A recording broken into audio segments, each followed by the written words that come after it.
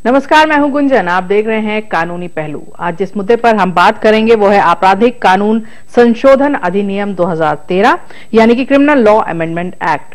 जिस वक्त ये कानून बना था वो बना था दिसंबर 2012 में, जब निर्भया कांड हुआ था। उसके बाद जब पब्लिक की बहुत जद्दोजहद रहा, बहुत रोष में थी पब्लिक, उस वक्त ये कानून पास किया गया था। कहा गया था कि जो कानून है ये जेंडर न्यूट्रल होगा।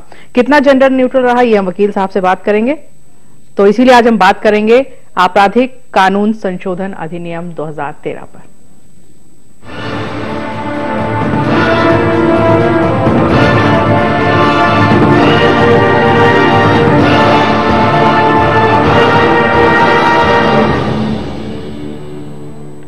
तो अगर आप इस कानून के बारे में कुछ भी जानना चाहते हैं तो आप बेधड़क हमें कॉल कर सकते हैं। हमारे जो नंबर्स हैं वो स्क्रीन पर फ्लैश हो रहे हैं। हम वकील साहब से इस विषय में बात करेंगे, लेकिन उससे पहले आपको दिखाते हैं कुछ।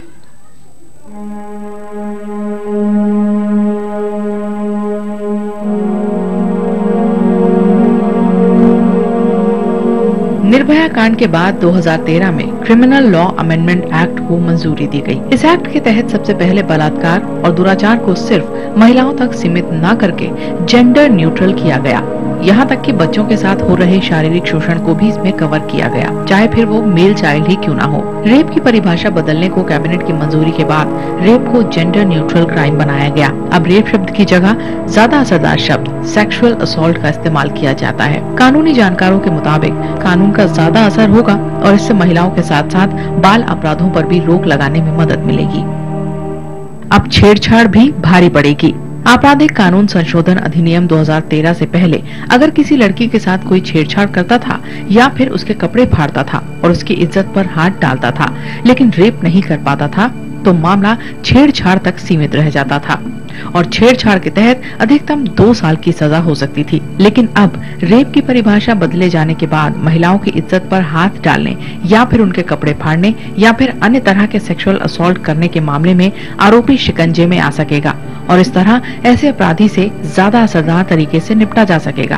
क्राइम अगेंस्ट चाइल्ड भी दायरे में।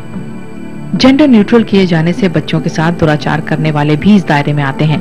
इसीलिए अब मेल चाइल्ड के साथ दुराचार करने या बलात्कार की सिर्फ कोशिश करने वाले भी धरे जाएंगे। मिलेगी सख्त सजा। अगर किसी महिला के साथ छेड़छाड़ होती है, सरेआम उसके कपड़े फाड़े जाते हैं या फिर रेप करने की कोशिश की जाती है, तो यह अपराध रेप से भी ज्यादा भयानक है। सेक्सुअल असॉल्ट शब्द का इस्तेमाल होने से ऐसे अपराध करने वाले भी शिकंजे में आएंगे और उन्हें सख्त सजा मिलेगी। साथ ही जेंडर न्यूट्रल होने से पीड़ित पुरुष भी ऐसे मामले में शिकायत कर सकते हैं। इसके अलावा होमोसेक्सुअलिटी के मामले में अगर रजामंदी के बिना जबरन कोई रिलेशन बनाता है तो वो भी इस कानून के दायरे में है। क्या क्या आता है इस कानून में? अपराधी को कड़े कारावास की सजा तक दी जा सकती है, जो 20 साल से कम नहीं होगी, लेकिन इसे आजीवन कारावास तक में तब्दील किया जा सकता है। आजीवन कारावास का मतलब दोषी के प्राकृतिक जीवन काल तक है और उसमें से जुर्माना भी भरना होगा। इस कानून में यह प्रावधान भी किया गया है कि ऐसे अपराधों के लिए पहले भी दोषी ठहराए गए अपराधियों को मौत की सजा दी जा सकती है। इस कानून में पहली बार पीछा करने और घूर घूर कर देखने को गैर जमानती अपराध घोषित किया गया है, बशर्ते अपराधी दूसरी बार यह अपराध करते पकड़ा गया हो। तेजाबी हमला करने वालों को 10 साल की सजा का भी कानून में प्रावधान है। इसमें पीड़ित को आत्मरक्षा का अधिकार प्रदान करते हुए तेजाब हमले के अपराध के रूप में व्याख्या की गई है। कानून में सहमति से यौन संबंध बनाने की उम्र 18 साल तय की गई है। इसमें ये भी प्रावधान किया गया है कि सभी अस्पताल बलात्कार या तेजाब हमला पीड़ितों को तुरंत प्राथमिक सहायता या मुफ्त उपचार उपलब्ध कराएंगे और ऐसा करने में विफल रहने पर उन्हें सजा का सामना करना पड़ेगा। कानून में न्यूनतम 7 साल की सजा का प्रावधान किया गया है, जो प्राकृतिक जीवन काल तक के लिए बढ़ाया जा सकता है। और अगर दोषी व्यक्ति पुलिस अधिकारी है, लोक सेवक, सशस्त्र बलों या प्रबंधन या अस्पताल का कर्मचारी है तो उसे जुर्माना भी भरना पड़ेगा। कानून में भारतीय संरक्षण अधिनियम में संशोधन किया गया है, जिसके तहत बलात्कार पीड़ित को यदि वो अस्थायी या स्थायी रूप से मानसिक या शारीरिक रूप से अक्षम हो जाती है तो उसे अपना बयान दुभाषियों या विशेष एजुकेटर की मदद से न्यायिक मजिस्ट्रेट के सामने दर्ज कराने की भी अनुमति दी गई है। इसमें कार्रवाई की वीडियोग्राफी करने का भी प्रावधान है। तो ये था क्रिमिनल लॉ अमेंडमेंट एक्ट 2013, जिसके तहत दुष्कर्म की मात्र कोशिश या फिर घूरना या फिर सिर्फ पीछा करने से भी आप जेल की हवा खा सकते हैं। इसके बारे में जानेंगे विवेक नासा जी से। Welcome sir. Thank you. Vivek sir, ये जो क्रिमिनल लॉ अमेंडमेंट एक्ट आया निर्भया कांड के बाद, सबसे पहले ये बताइए, ये पहले जो लॉ थे उससे कितना डिफरेंट है? पहले लॉ था उससे थोड़ा सा डिफरेंस इसलिए है कि निर्भया कांड से पहले लॉ में कुछ कमियां थी, कुछ त्रुटियां थी, उन्हें इस अमेंडमेंट एक्ट के द्वारा भरने की कोशिश की गई। इसमें कई नए प्रोविजंस को इंप्लीमेंट किया गया, जैसे कि अगर इस तरीके का कोई सेक्सुअल ऑफेंस किया जाता है किसी महिला के साथ, उस केस में पुलिस वाले को एफआईआर करनी जरूरी है। अगर वो एफआईआर करने से इनकार करता है तो section newly introduce section 166A of IPC के तहत उसको 2 साल की सजा हो सकती है। अगर कोई व्यक्ति अगर किसी लड़की का रेप हुआ, वो उसके हॉस्पिटल ले जाया गया, तो हॉस्पिटल द्वारा उसका इलाज करना बहुत जरूरी हो गया है। उसे पहले फर्स्ट एड देंगे, उसका इलाज करेंगे, उसके बाद ही पुलिस में रिपोर्ट करेंगे। अदरवाइज 166B में ऑफ आईपीसी 1 साल तक की सजा का प्रावधान है। फिर कुछ नए सेक्शन इंट्रोड्यूस किए गए, जैसे 354A, जिसमें कि सेक्सुअल हरासमेंट अगर किसी महिला के साथ इन जनरल किया जाता है, उसे टच किया जाता है, उसके बॉडी पार्ट को टच किया जाता है, उसे पोर्नोग्राफी दिखाई जाती है, वो भी एक ऑफेंस हो गया जिसमें 3 साल तक की सजा होगी। अगर कोई व्यक्ति सेक्शन 354 में किसी और महिला की मोडेस्टी को आउटरीच करने की कोशिश करता है, उसे पकड़ लेता है, फिर कहीं टच करता है, 3 साल तक की सजा है। अगर कोई व्यक्ति किसी महिला के कपड़े फाड़ने की कोशिश करता है, क्रिमिनल फोर्स यूज करता है, असॉल्ट करता है, उसे नेकेड पब्लिकली नेकेड करने की कोशिश करता है, तो कम से कम इसमें 3 साल और 7 साल तक की सजा है। फिर ऐसा कोई अपराध जिसमें कि किसी महिला अपनी कोई किसी प्राइवेट एक्ट में है, किसी वॉशरूम में है, टॉयलेट में है, उसको फिल्म कर लिया, उसे देखने की कोशिश की, उसकी कोई इमेज बना ली, एमएमएस बना लिया, उसको एमएमएस को कहीं सर्कुलेट कर दिया, तो उसमें भी 3 से 7 साल तक की सजा का प्रावधान है। कुछ ऐसे नए कानून भी इंट्रोड्यूस किए गए, जैसे कुछ मंचलों के अगेंस्ट, जैसे पहले होता था लड़कियों के आगे पीछे कॉलेज में लड़के घूमते रहते थे, बाइकों पे घूमते रहे, उनका पीछा करते रहे, लड़कियों को परेशान करते रहे, लड़कियां अपने घर से नहीं निकल पाती थी, कॉलेज नहीं जा पाती थी, आगे पीछे घूमते रहे, परेशान करते रहे, उसको भी ऑफेंस बना दिया गया, उसमें भी 3 साल तक की सजा हो गई। तो काफी ऐसे नए प्रावधान इंट्रोड्यूस किए गए। एसिड अटैक्स, पहले इस लड़कियों के अगेंस्ट चेहरे पे एसिड फेंक दिया जाता था, कोई इसके लिए कड़ा कानून कोई था नहीं। अब एसिड फेंकने के वजह से अगर किसी व्यक्ति को भी बर्न इंजरीज हो जाती हैं, उसका कोई बॉडी पार्ट खराब हो जाता है, तो एसिड फेंकने वाले के अगेंस्ट 10 साल तक की सजा का प्रावधान है। और अगर वो एसिड फेंकता हुआ पकड़ा भी जाता है, एसिड नहीं भी फेंक पाता, तो भी 5 से 7 साल तक की सजा का प्रावधान है। कुछ रेप के कानूनों में भी संशोधन किया गया, उनकी डेफिनेशन में संशोधन किया गया। और अगर कोई व्यक्ति कोई जेस्चर भी करता है किसी महिला को, उसके बॉडी पार्ट को कोई किसी भी तरीके से सेक्सुअली डिस्क्राइब करने की कोशिश करता है, तो वो भी एक ऑफेंस हो गया, उसको भी 3 साल तक की सजा हो गई। तो काफी अमेंडमेंट्स हुए हैं जो कि पहले नहीं थे। इन चीजों की बहुत ज्यादा जरूरत थी कानून में, तो बहुत अच्छे वेलकम अमेंडमेंट्स हैं। जी चलिए, वकील साहब मोहन सिंह जी हिसार से जुड़ गए हैं हमारे साथ। मोहन सिंह जी नमस्कार। नमस्कार मैम जी, पूछिए क्या सवाल है आपका? मैम मैं ये जानना चाहता हूँ, जैसे कोई भी अपनी सोसाइटी बनाता है जो कि रजिस्टर्ड करवाता है गवर्नमेंट के थ्रू, तो वो उसको गवर्नमेंट से जो पैसा मिलता है हेल्प के तौर पे भी अपना ऑफिस बनाने के लिए या फिर अपने कोई भवन निर्माण के लिए, अगर वो कहीं और यूज कर देते हैं, तो क्या इस पे भी कोई किसी तरह का लॉ है भी, उन पे एक्शन लिया जाए भी पैसा तुम्हारे को मिला है किस काम के लिए और तुमने किस काम पे यूज किया है, तो उनसे भी क्या इस बारे में पूछा जा सकता है? मोहन सिंह जी माफ कीजिएगा, लेकिन आज जिस विषय पर हम चर्चा कर रहे हैं वो है क्रिमिनल लॉ अमेंडमेंट एक्ट 2013 पर। इससे मुतालिक अगर आपके कोई भी सवाल हो तो आप बेझिझक कॉल कर सकते हैं।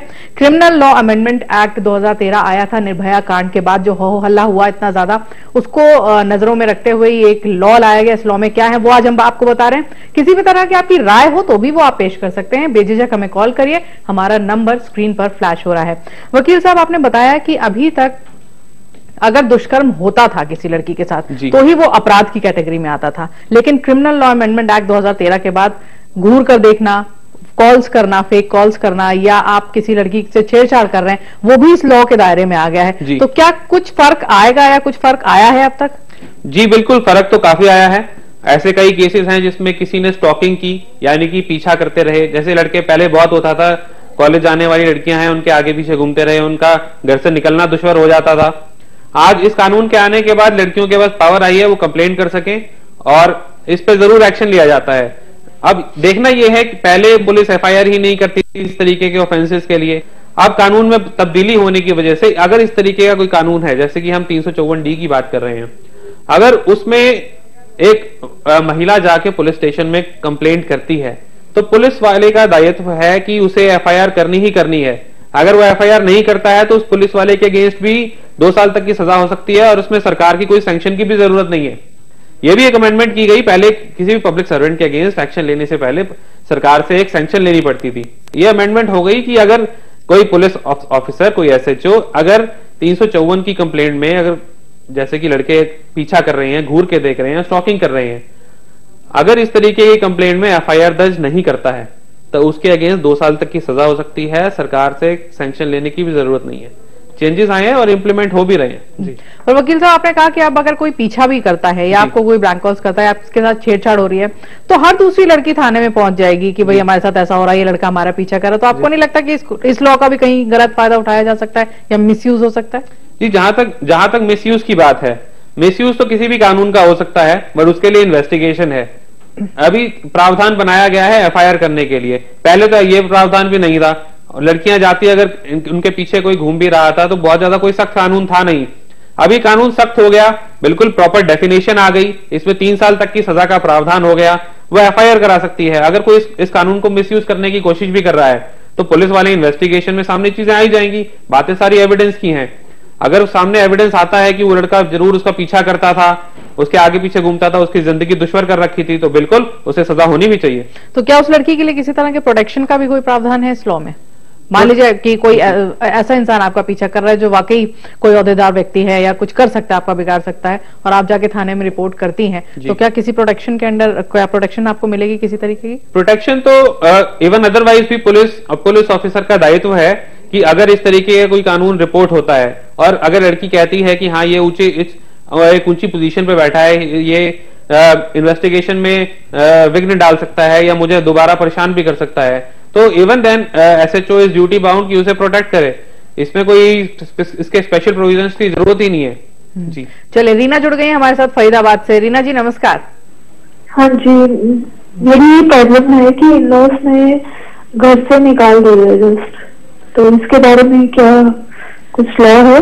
रीना जी, लॉज बहुत सारे हैं, लेकिन आज हम बात कर रहे हैं क्रिमिनल लॉ अमेंडमेंट एक्ट 2013 के बारे में। अगर इससे मुतालिक आपके कोई सवाल हो तो हम उन्हें एंटरटेन कर पाएंगे, otherwise we are very sorry. जब भी हम ये वाला टॉपिक जिसके बारे में आप बात कर रही हैं नेक्स्ट लेंगे तो आप कॉल करिएगा।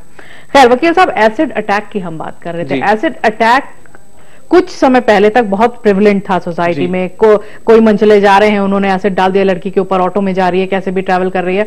उस केस में ये होता था कि आप एसिड जिसपे फेंका गया उस विक्टिम को अगर आप हॉस्पिटल लेके जाते थे तो 10 तरीके की पहले इंक्वायरी होती थी, किसने किया, ये तो क्रिमिनल केस है, जब तक पुलिस नहीं आएगी हम हाथ नहीं लगाएंगे, तब तक हम कोई फर्स्ट एड नहीं देंगे, कोई ट्रीटमेंट नहीं करेंगे। इस लॉ के अंतर्गत क्या इसमें भी कुछ चेंजेस आए हैं? जी बिल्कुल, बिल्कुल आपने ठीक कहा कि पहले ऐसा होता था, एसिड अटैक हो गया, हॉस्पिटल वाले हाथ नहीं लगाते थे, कोई बर्न इंजरीज हैं वो एग्जैजरेट हो जाती थी।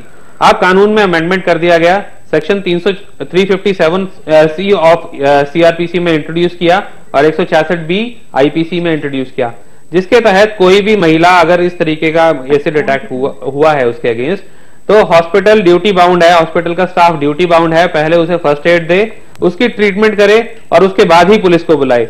अगर कोई हॉस्पिटल या उसका स्टाफ इस एसिड अटैक की सिचुएशन वाली महिला को फर्स्ट एड नहीं देता है या उसका ट्रीटमेंट नहीं करता है तो हॉस्पिटल के स्टाफ के अगेंस्ट भी 1 साल की सजा का प्रावधान है। तो पहले उन्हें ट्रीटमेंट करनी है ऐसी महिला की, उसके बाद ही पुलिस को इन्फॉर्म करना है जी। चलिए, तो निर्भया कांड के बाद एक क्रिमिनल लॉ अमेंडमेंट एक्ट 2013 आया जिसके तहत लड़कियों का सिर्फ पीछा करना, सिर्फ घूर कर देखना भी अपराध की कैटेगरी में आता है और उसके लिए आपको सजा का प्रावधान है और आप जेल जा सकते हैं। इससे मुतालिक आपके कोई भी सवाल हो आप बेझिझक कॉल करके पूछ सकते हैं, लेकिन यहां पर एक छोटा सा ब्रेक लेंगे।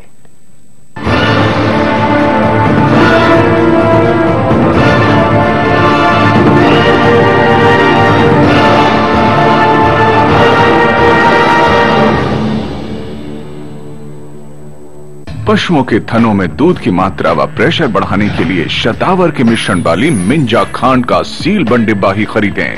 डिब्बे में बंद असली, खुली सारी नकली।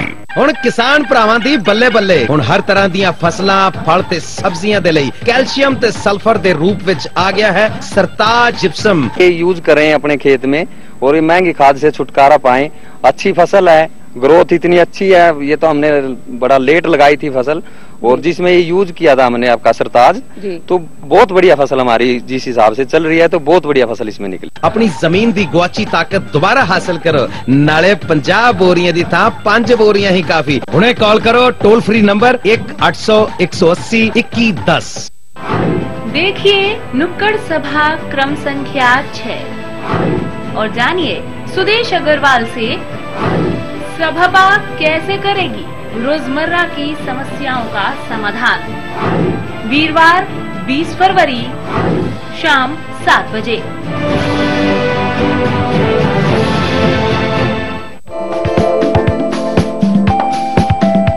कुछ कहे कुछ हन कहे पर पापा जॉब को गवर्नमेंट जॉब को पूरी उनके सिर पे सारी जिम्मेवारी होती है। कुछ खट्टी कुछ मीठी बातें। ये लगता है कि शादी कर लोगे तो फिर मामला फंस जाएगा। जिनसे मिलती प्रेरणा, जो मिल गया उसे मुकद्दर समझ लिया, जो खो गया उसे बुलाता चला गया। और हौसलों को उड़ान। बुरे समय से सीखना एक साहस है, एक ताकत है। हर रोज आदमी कुछ ना कुछ सीखता है। हम जो भी काम करेंगे वो हमारे से और हरियाणा से रिलेटेड ही होगा। ऐसे ही शख्सियतों से मिलिए चैट लाइव में।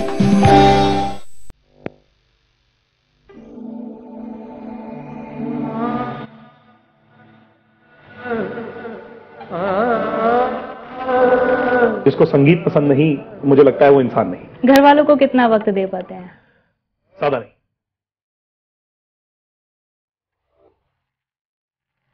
राजनीतिक दलों में से आपका सबसे पसंदीदा चेहरा कौन सा है? माननीय अटल बिहारी वाजपेयी जी। दिग्विजय चौटाला शादी कब कर रहे हैं? ये तो आपने मेरे ऊपर जो है कि पत्थर गिरा दिया।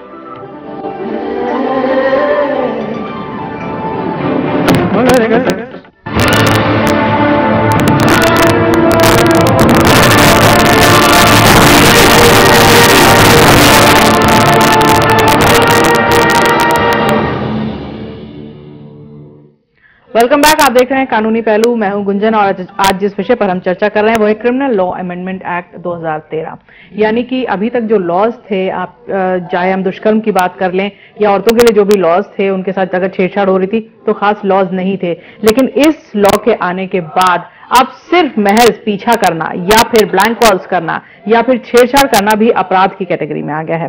वकील साहब, हम बात कर रहे थे एसिड अटैक की, हमने बात कर ली थी कि आपने ये बताया था। अब अगर हम जेंडर न्यूट्रल की बात करें, क्योंकि ऐसा माना जाता है कि भाई सारे लॉज तो औरतों के लिए हैं, आदमियों के लिए क्या। लेकिन इसमें एक क्लॉज ये था कि अगर किसी बच्चे के साथ, चाहे वो मेल चाइल्ड हो, उसके साथ कोई दुष्कर्म होता है या कोई इस तरह की वारदात होती है, वो भी इसमें कवर्ड थी। तो क्या कह सकते हैं कि ये लॉ जेंडर न्यूट्रल है? जेंडर न्यूट्रल हम उसे कहेंगे जहां बाय द डेफिनेशन, जो कानून में डेफिनेशन है, वहां आदमी औरत ना यूज करके वर्ड अगर पर्सन यूज किया गया हो। पहले जो ऑर्डिनेंस लाया गया था निर्भया कांड के बाद, तो ऑर्डिनेंस में कई चीजें, कई प्रोविजंस थे जो कि जेंडर न्यूट्रल थे। रेप की डेफिनेशन भी सेक्सुअल असॉल्ट रखी जानी थी, पर वो रेप ही रिटेन किया गया। तो कुछ प्रोविजंस हैं वो जेंडर न्यूट्रल हैं, जैसे कि एसिड अटैक है। एसिड अटैक अगर महिला पे हो या किसी आदमी पे हो तो सजा सेम है। जहां तक बात है, कुछ इसमें प्रोविजंस लाए गए जो कि स्पेसिफिकली महिलाओं के लिए थे, जैसे कि महिलाओं से छेड़छाड़, महिलाओं के कपड़े फाड़ देना या उन्हें नेकेड पब्लिक में नेकेड करने की कोशिश करना, महिलाओं का पीछा करना। इस तरीके के जो प्रोविजंस हैं वो महिला स्पेसिफिक ही हैं। जहां तक रेप की बात है, रेप भी महिला स्पेसिफिक है।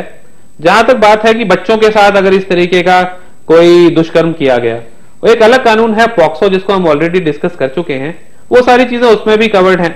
पॉक्सो में अगर कोई, पॉक्सो के अंदर prevention of children from sexual offences act, उसके अंदर अगर कोई भी व्यक्ति, चाहे वो लड़की है या लड़का जो कि 18 साल से कम है, उनके अगेंस्ट कोई ये सारे दुष्कर्म कुछ किए जाते हैं तो कड़ी सजा का प्रावधान है। बच्चों के अगेंस्ट ये जेंडर न्यूट्रल है। जहां तक पुरुषों की बात है, उनके साथ अगर कोई दुष्कर्म कर दिया गया तो सेक्शन 377 पहले से ही आईपीसी में प्रेजेंट है, वो सारे केसेस उसके अंदर कवर हो जाते हैं। तो देखा जाए तो जनरल न्यूट्रल कानून देखा जाए तो सबके, चाहे बच्चे हैं, महिलाएं हैं, पुरुष हैं, हर एक को कवर किया गया है, प्रोटेक्शन हर एक के लिए अवेलेबल है जी। चलिए, शिव कुमार जुड़ गए हमारे साथ फतेहाबाद से। शिव कुमार जी नमस्कार। नमस्कार जी। जी पूछिए, आपका क्या सवाल है? जैसे ये आपका लॉ बनाया गया है, इसमें ये है ना जो पीछा करने पे और इस पे ताकत हाथी पे भी केस बनता है जी, और आपने बताया कि इस पे भी कार्रवाई होगी। ये जैसे कार्रवाई होगी तो इनका देखा जाएगा कि भाई झूठा केस किया लड़की ने, तो उस बंदे को तो परेशानी का सामना करना पड़ा ना जी। मान लो बाद में उसको इंसाफ मिल गया लड़के को जी, तो उसको इस बीच में परेशानी का तो झेलनी पड़ी ना जी। बिल्कुल सही बात करी है शिव कुमार जी ने वकील साहब की। ये ही मैंने आपसे ये बात करी थी कि भाई ये तो लड़कियों को और ज्यादा बेनिफिट मिल गया कि लड़का जरा सा अगर कहीं जा भी रहा है तो वो लगा देंगी इल्जाम की वजह तो हमारा पीछा कर रहा है। डिपेंड करता है, अगर इसमें एविडेंस आपके अगेंस्ट है नहीं तो आपके अगेंस्ट कार्रवाई नहीं होगी। बस ये महिलाओं को अधिकार दिया गया। ऐसा बहुत होता था कि लड़के जो हैं लड़कियों के आगे पीछे घूमते थे, उन्हें घर से बाहर भी नहीं निकलने देते थे, परेशान करते थे। अधिकार हुआ है सिर्फ कंप्लेंट करने का, एफआईआर करने का। जहां तक बात है मिसयूज लॉ की, मिसयूज की, लॉ हमारे कानून का कोई भी प्रोविजन मिसयूज किया जा सकता है। अगर एफआईआर तो किसी भी प्रोविजन में कोई भी करा सकता है, आपके अगेंस्ट 302 की भी एफआईआर करा सकता है। बात है इन्वेस्टिगेशन की। पुलिस ऑफिसर प्राइमा फेसी देखता है एफआईआर करते वक्त कि क्या एक ऑफेंस बनता है। वुमेन की अगर कोई लड़की स्टेटमेंट दे रही है तो ये माना जाता है कि लड़की अपनी इज्जत के साथ खिलवाड़ नहीं करेगी। ये प्रिजम्पशन है लॉ की। ऐसी कुछ अमेंडमेंट्स इस कानून में, क्रिमिनल लॉ अमेंडमेंट एक्ट में भी की गई हैं। अगर लड़की कोई कह रही है कि उसका कंसेंट नहीं था तो ये प्रिज्यूम किया जाएगा कंसेंट नहीं है। बाकी अगर ऐसा कुछ लगता है कि